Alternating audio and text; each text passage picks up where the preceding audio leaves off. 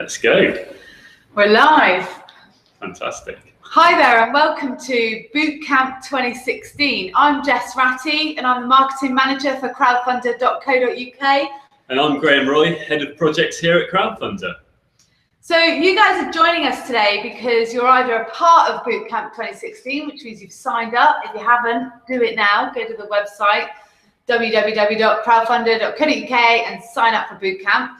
Some of you obviously haven't signed up yet, so what we're going to do today is we're going to recap on all the top tips, the advice, the videos, all the stuff we've been putting out there into the world on how to how to plan the perfect crowdfunding project. So this week we're going to cover the daily uploads, so what we've been talking about.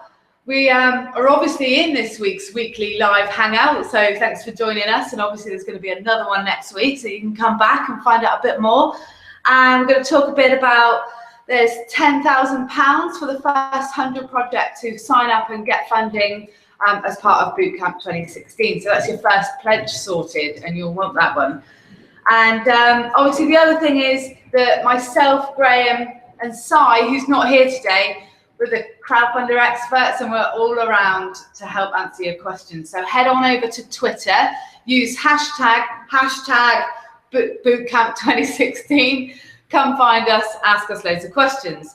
So what we're going to talk about this week, we're going to focus on what we've been talking about in the videos, which is how to plan your project. Planning is vital. So we're going to go through the few stages that we've been focusing on.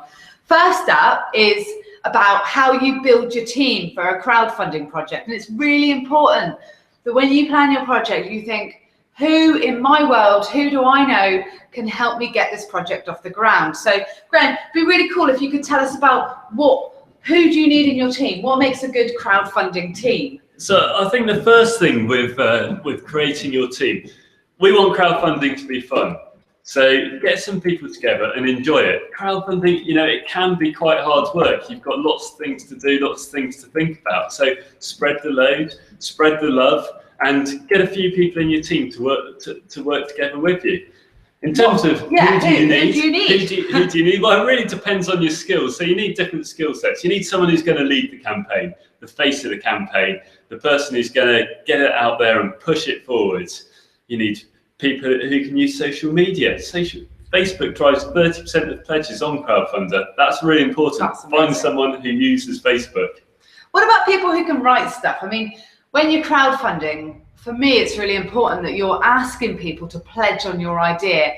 You've got this brilliant idea and you're going to go out there and you want people to give you some money in return for a reward. But what you've got to do is you've got to tell your story. So do you have a storyteller on your team? Is that useful? I think absolutely. The more people you can get involved, the more skills that you can bring to the table, the better. If you've got someone who's brilliant at copywriting, they can do press releases and all those other bits and pieces. Well, fantastic. Get them involved. I'll tell you what, don't forget, if there's someone that is really good at something, but doesn't quite, you think, oh no, what can I do? Maybe they can offer up something as a reward for your campaign. You never know, do you? Graeme's really good at surfing, so I'm pretty sure that on my project, I'd be like, hey Graeme, will you give a surf lesson for my campaign? That's a great idea. Yeah, I'm going to run a project. That's a great idea. So, sorry, off on a tangent a little bit there. We also talk about when you're crowdfunding that you're going to go out to this massive crowd of people and you're going to ask them to pledge money. But actually, we want to know who that crowd is. Who are the people that are going to pledge on your project? How do you find that out? How do you work it out? This is absolutely vital for everyone running a crowdfunding campaign, is to know who is going to support your project. Who are those people? So have a little think. It could be friends and family. It could be colleagues, local businesses, organisations. Who are those groups of people who are going to support your project? Just have a brainstorm, have a think, and write them all down on the wall. Is it the people you know in the pub? Is it the people on Facebook? Would they like different things? Maybe, ask them. Ask these people what they would pledge on for your campaign as well. It's quite interesting. When you're identifying your crowd, you can actually write it all down and map it out so that you've got a little spidergram that says, oh, I know these people at work. oh, I know those people at my kids' daycare, oh, people at the pub, obviously, you know, in Graeme's case, the people that he surfs with. So, you know, really, really identify who those people are. If you guys have any questions in the middle of this webinar, sorry, Google Hangout, I'm down with the kids, then you need to get in touch with us on Twitter and use hashtag Bootcamp 2016, and we'll be able to answer your questions. I'll actually have a look in a minute to see if we've had any questions in, and we'll answer them as we go through. But we've done talked about how you build a team, we've talked about identifying your crowd. Graeme, can you tell us a little bit about how you spread the word once your campaign's up and running? Okay, so you've identified your crowd, you know who they are, you know who's going to support your project. The first thing you've got to think about is how do you talk to them? So, you know, if it's an individual, perhaps it's someone who could give you a sizable pledge towards your project, you might want to take them out for lunch, go and meet them face to face. If you've got 1,000 people on a database, you're not going to take them all out for lunch. Well, that would be a pretty big lunch bill. That's a party. That's a launch party. That's a launch party. But you could send them all an email. So think of the different ways you're going to reach different parts of your network. The best way to approach someone, because at the end of the day, you're asking them for their support. Right, let's have a little think. You can email people, you can phone people, you can tweet people, you can share your idea on Facebook. You know. Make sure, and the most vital thing, and actually something I find really frustrating for project owners, because it's really hard work to speak to all of our project owners, but when they start talking about their project and they get out in the local press and they get some coverage and they don't share the link, I'm like, no, you've got to get that crowdfunding link, the URL to your page into as many places, in front of as many people as possible. So that's about spreading the word. We've actually got a question, which is pretty cool. So this is Ryan. Hi, Ryan. Ryan's saying he obviously wants to raise as much as possible, but how do I know what size target is achievable? Okay, this is a really good question, and probably one of the questions I get asked most from project owners. There's two things really with setting a target. There's two things with setting a target. There's how much do you need? What amount of money do you need to make your project happen? That's over there. On this side, how much you think you can raise. Now, when setting your target, I'd always encourage you to do a bit of research, talk to a few people, talk to your network, start to engage them and ask them, I'm thinking about doing this. One, would you support me? Two, have a look at these rewards. Do any of those take your fancy?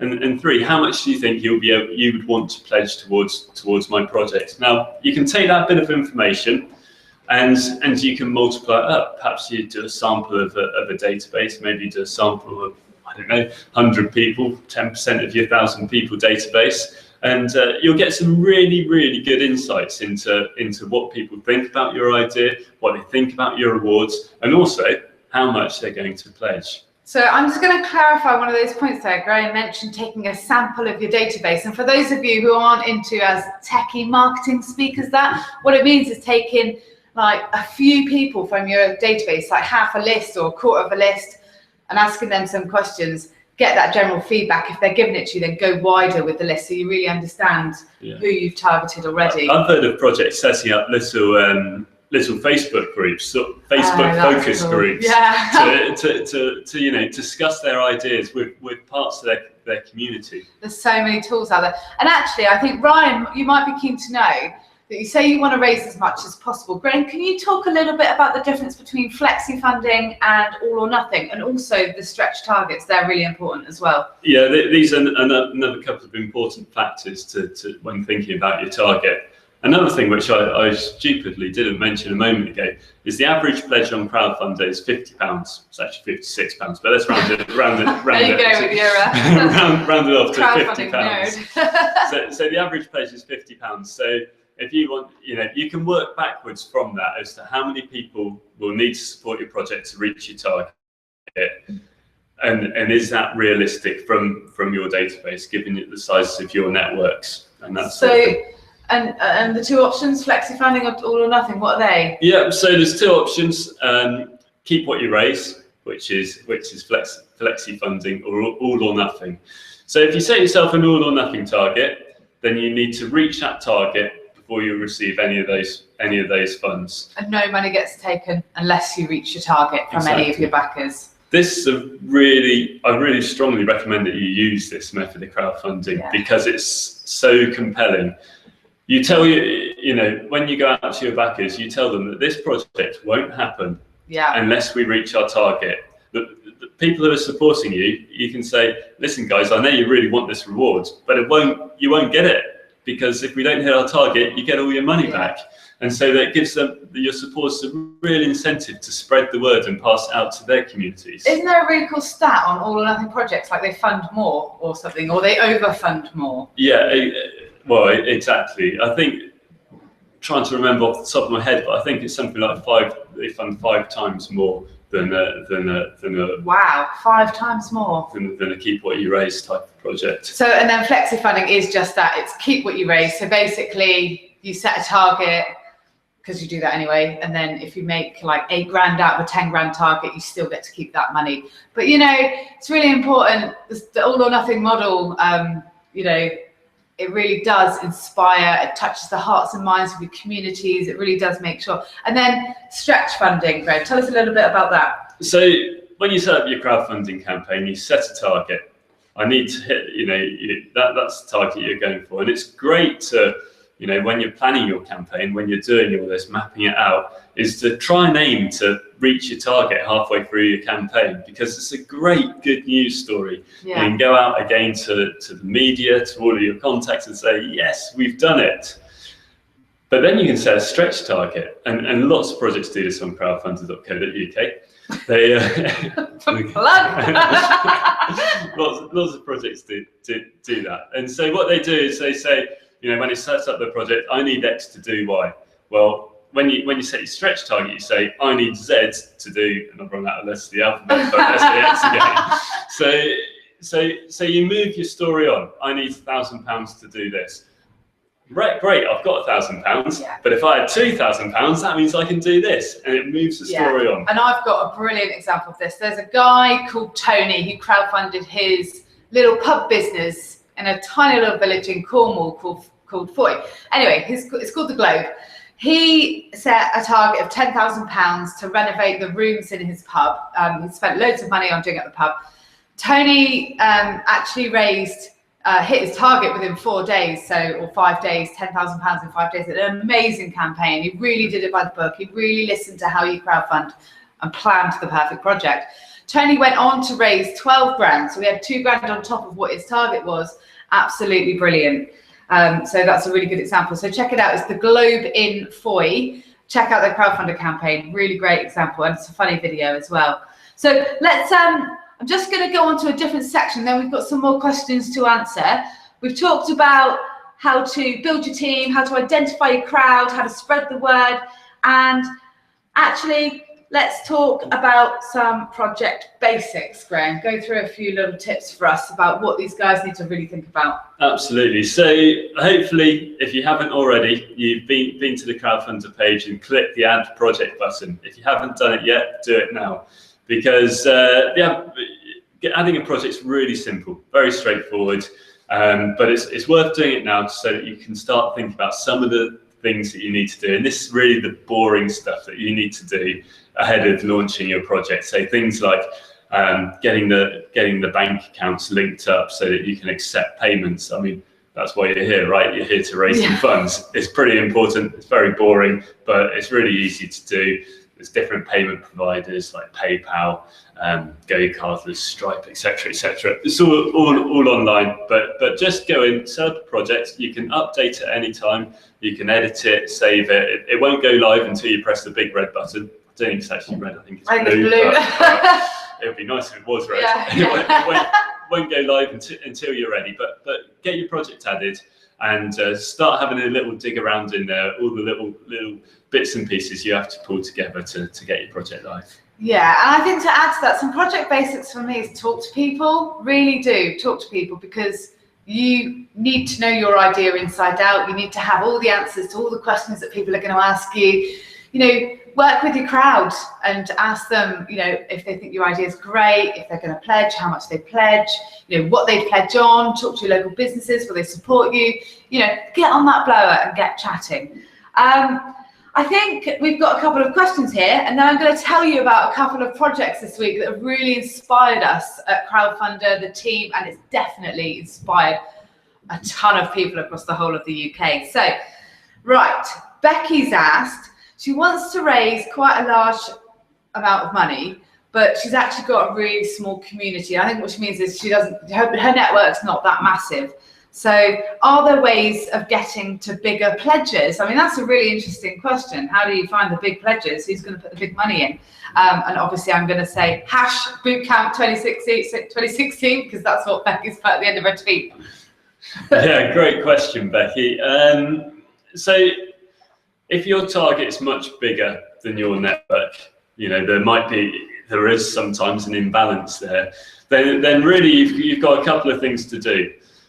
There may be other sources of funding that you can look for your project. So you might not need the whole amount. Let's say you need £1 million to do something amazing.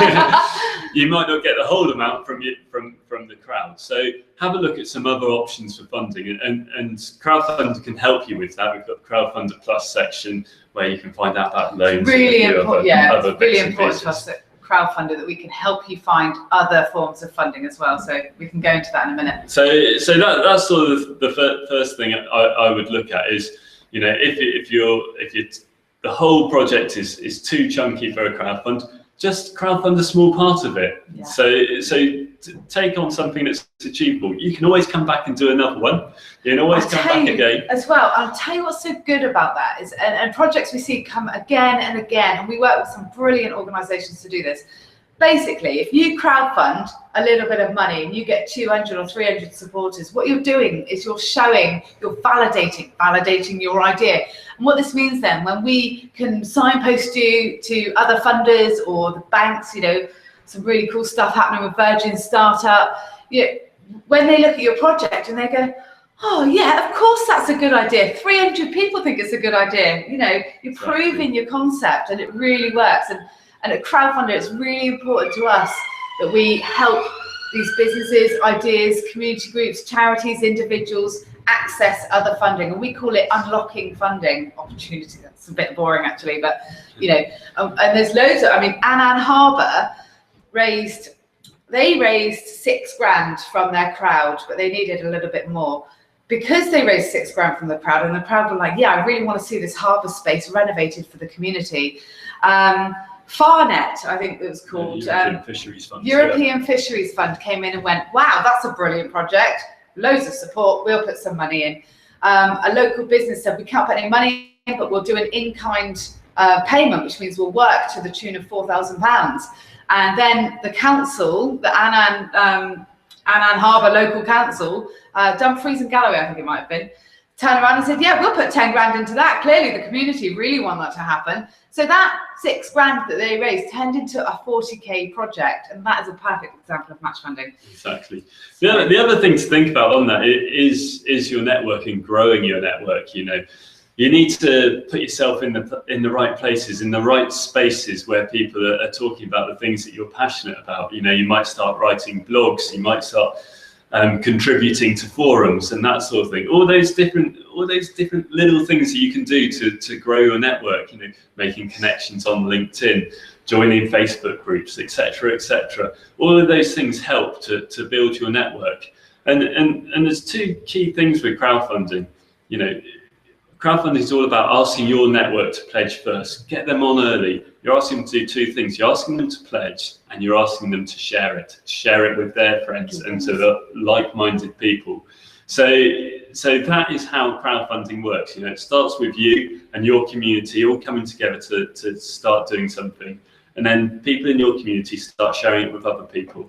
And they start sharing it with other people, and we got so on. Amazing story with Jeremy Corbyn's bike. Oh my gosh, guys! Project. If you haven't seen this in the media, then you obviously haven't read a newspaper for the last 2 weeks. So there's this guy who decided that he was a bit annoyed with some comment that somebody had made in the Telegraph about Jeremy Corbyn, who wanted a bike for his birthday because he cycles everywhere. So anyway, they were taking the mick out of Jeremy Corbyn, and this guy was like, do you know what, I'm not having that. I love this bloke, he's a really good guy. He cycles, it's great, it's good for the environment. I'm going to set up a crowdfunding campaign to buy Jeremy Corbyn a bike. And I think it's called Jess's Bike, or Get Jess a Bike. It's funny, it's very funny. Graeme, was it something like 4,000 backers or something? There's a phenomenal number of people, from, you know, one guy at this kitchen table who came up with this idea and then shared it with his friends, and then shared it with their friends, and then suddenly it was picked up by, you know, Metro, Telegraph covered it, and all the press. Before you know it, there's thousands of people supporting this project. So much fun to see it. And actually, that's quite funny. I mean, they raised it was really quick. They raised a load of money really quickly, and basically they've raised more money than it cost to get this bike. So the rest of it's going to go to charity, which is just brilliant. Yeah. You know, and there's those projects like that that really make us smile here at Crowdfunder. Actually, we've got a couple of questions for you. So Murray's asking, what makes a great reward? And actually, this is a really good question, because you can plan a brilliant project, but what are people going to pledge on? What are you going to give them to get them pledging? Well, that's a really good question, Murray. I think my Sai, who's doing all the bootcamp sessions next week, will talk in a bit more detail about rewards, so make sure you tune in for that. But what makes a great reward? Do you know what? I'll ask the people who are going to support your project. They know what makes a great reward. They know what they would want in return for a pledge. But to give you a few ideas, something that money can't buy, that is a really good reward. Something exclusive, something, you know, it is really good if it's related to your project in some way. Yeah. You know, all those different factors make great rewards. But basically, you want the person who pledges on it, one, to really want it. Yeah. And two, for the reward to connect them to the project in a strong way. Yeah, it's worth having a really good think about it. And you lot watching this right now, you're from a massive variety of different sort of areas. Like, if you're a charity, is there a local business that would donate some products that you can put up as rewards? If you are an individual with a brilliant business idea, obviously you've got a product that you might be selling. So that product could be a really good, really reasonably priced, valuable reward. If you're a business, obviously you've got stuff in it. And also, like, maybe if you're a social enterprise, somebody in the local pub might donate a meal for two, things like that. So really think outside the box. And there's money can't buy rewards, just brilliant. I mean, actually, one of my rewards arrived this week, and I got a elephant box lunch box from one of our projects, which is amazing. And actually, they're retailing, now that they're in production, a lot more than I paid for it. So I'm absolutely stoked, and everyone's really jealous. So just a couple more questions, Graeme, and then we'll talk about a few projects. What is the average pledge from an individual versus the average pledge from a business? That's really good, isn't it? Sponsorship is a great question. That's a really good question. So I mentioned earlier on that the average pledge on Crowdfunder across the board is £50 or £56. I don't actually know what the difference is between businesses and individuals there.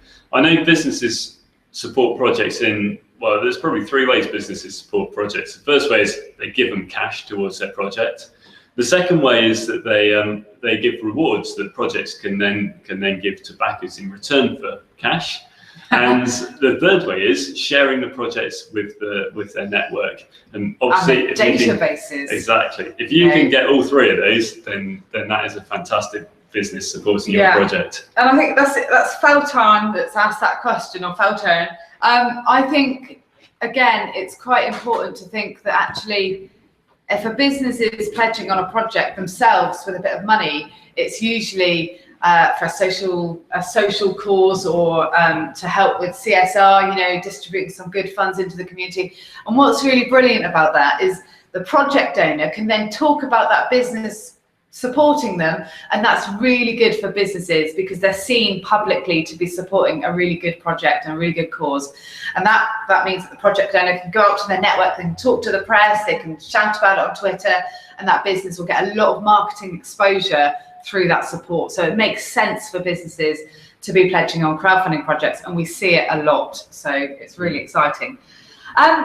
There's a couple of, we've spoken about Jess's bike this week that was absolutely stormed the socials, stormed the site. Everybody was on Crowdfunder pledging and looking at that project.